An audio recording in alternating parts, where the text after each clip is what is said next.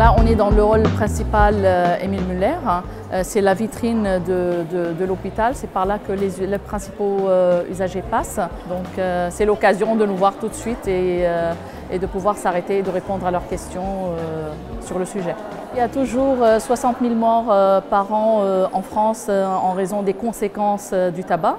Alors, le tabac, ça occasionne des conséquences sur le plan somatique chez les individus eux-mêmes, mais aussi des conséquences économiques par des absentéismes, des arrêts de travail, des arrêts de maladie prolongés et des conséquences au niveau social, au niveau de leur environnement familial, avec des impacts parfois très très difficiles. Et comme la question du tabagisme n'est pas résolue demain, mais c'est en voie de devenir, donc on se doit de ne pas baisser les bras et de poursuivre le lobbying médical contre le lobbying des fabricants du tabac qui, eux, ne manquent pas d'ingéniosité.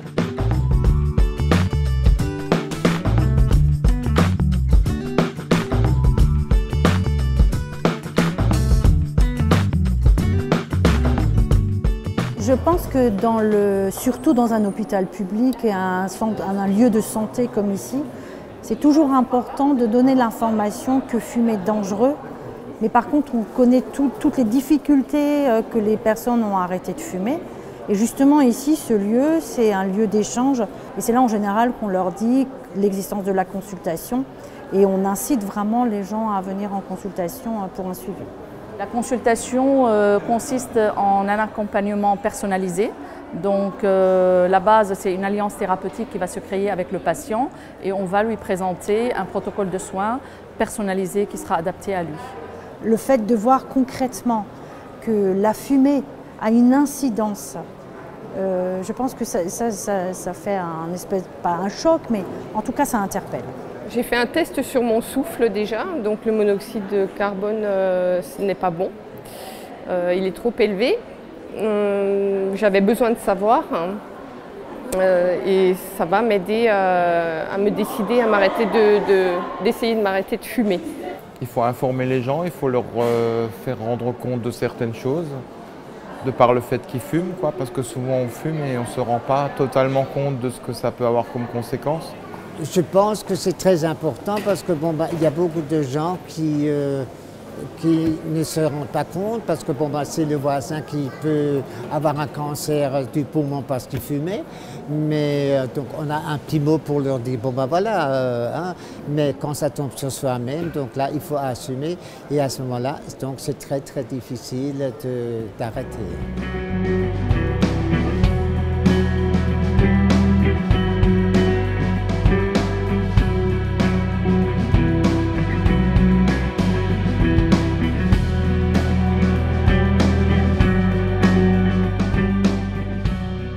Vous allez avoir différents masques, donc des masques nasales, bucco-nasales et narinaires à ce niveau-là.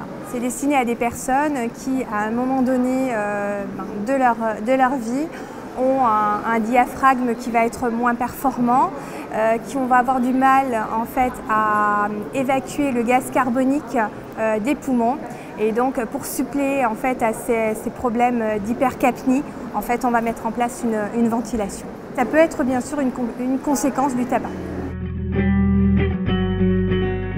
Lors de cette journée, le public était également invité à assister à la conférence du Dr Debieuvre, chef du service de pneumologie et pathologie respiratoire. Le thème de cet échange, tabac et cancer, une liaison dangereuse.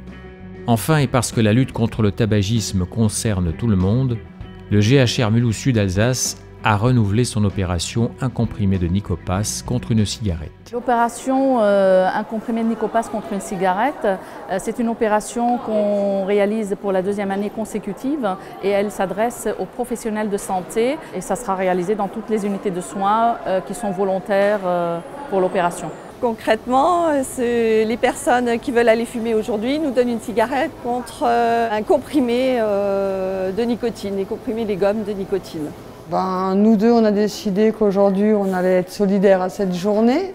Pour faire une autre tentative, pour voir comment la journée pourrait se dérouler comme ça, c'est plutôt un test pour moi, un challenge pour voir. trouve que ça permet de voir si on y arrive ou pas et de voir ce que c'est qu'une journée sans fumer. Quand on est fumeur, voir effectivement si une journée c'est faisable et peut-être donner le déclic pour dire si je peux une journée, je peux 2, je peux 3, je peux 4.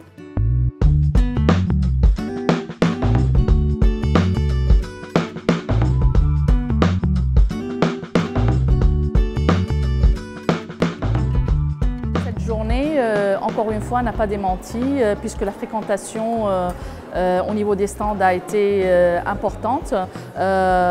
Et puis cette année, plus que les autres années, la question de la cigarette électronique nous a emmené encore des usagers qui sont venus se renseigner encore plus sur ces modalités nouvelles parmi tant d'autres encore qui sont mises sur le marché dans un souci d'aider les fumeurs à arrêter de fumer.